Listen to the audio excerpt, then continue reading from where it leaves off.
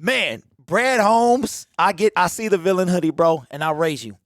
Brad Holmes said, forget your channel and forget them picks. Trade it away, trade it up. We just talked about an offensive lineman, and he traded for a running back / safety, which is something you don't really see in the NFL. According to the report, Brad Holmes traded with the Eagles for pick 132 and 210 for the Detroit Lions pick 164, 201, and next year's 4th round pick. So if you're following along, as of this moment, I don't know the picks offhand. We do not have a 3rd round pick for next year. We don't have a 4th round pick for next year.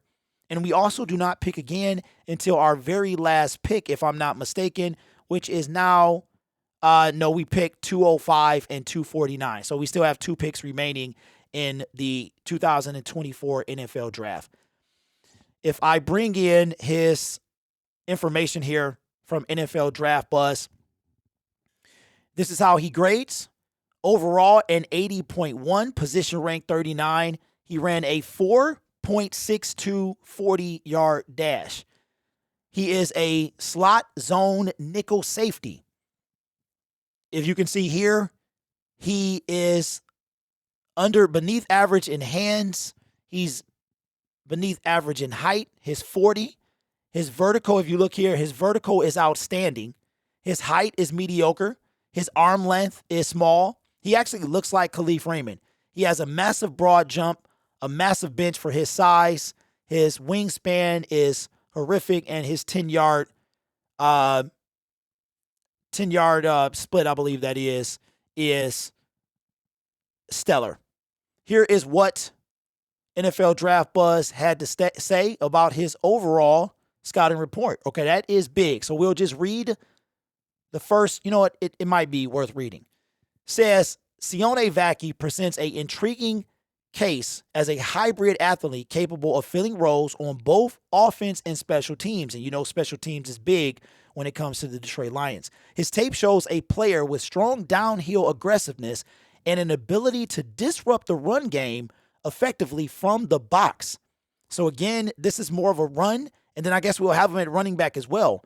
Says, Vaki's physicality and motor are assets in the box where he leverages his tackling skills to contain plays close to the line of scrimmage.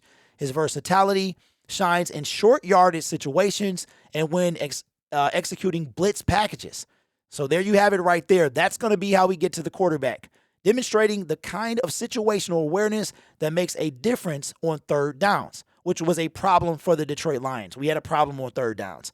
However, Vaki's dual role at Utah as both a safety and a running back might raise concerns for NFL teams looking for specialized skill sets. His lack of elite cover skills, which is not where he's going to be, coupled with his limited range in deep field assignments, poses potential liabilities in pass-heavy matchups. He's not going to be used in the pass. This is all to get to the quarterback. That's probably what this is.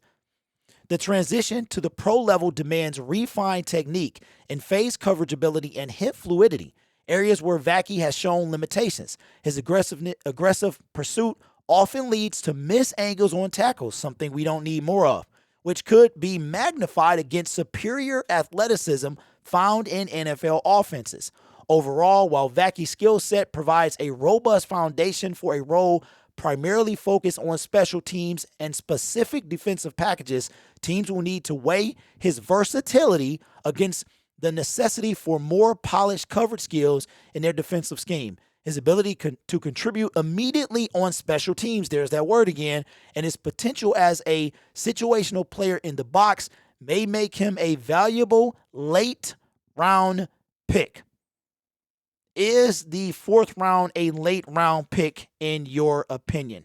So I don't really have any thoughts. Obviously, he's not going to be out there in pass coverage. He's going to be in the box a lot. My guess is the Detroit Lions are going to use him in those package deals where we saw Iffy. Maybe Iffy will be back in coverage this time, and instead of blitzing him, we're probably going to be blitzing this guy a lot. That's probably what he is. I don't special teams.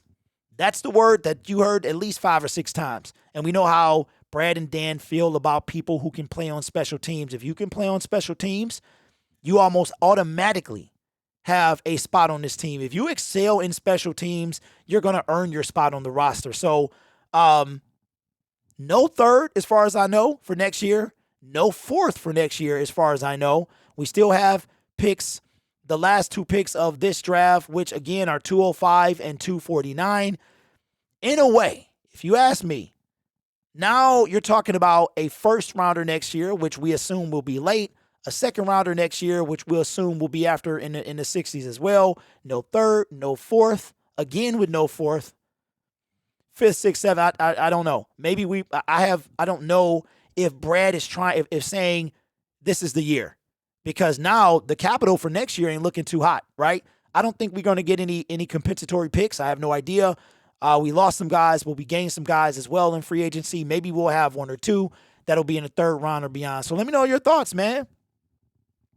I mean, look, I gave up my hope last night. And now with our lack of picks for next year, trading a first-round pick for a guy like Trey Hendrickson, to me, is probably looking out of the question. But Brad has surprised us before, as he continues to do. The villain indeed, the positional villain he said he was last night. So let me know your thoughts in the comments below. You guys are awesome. Take care of yourself and each other. And as always, go Lions.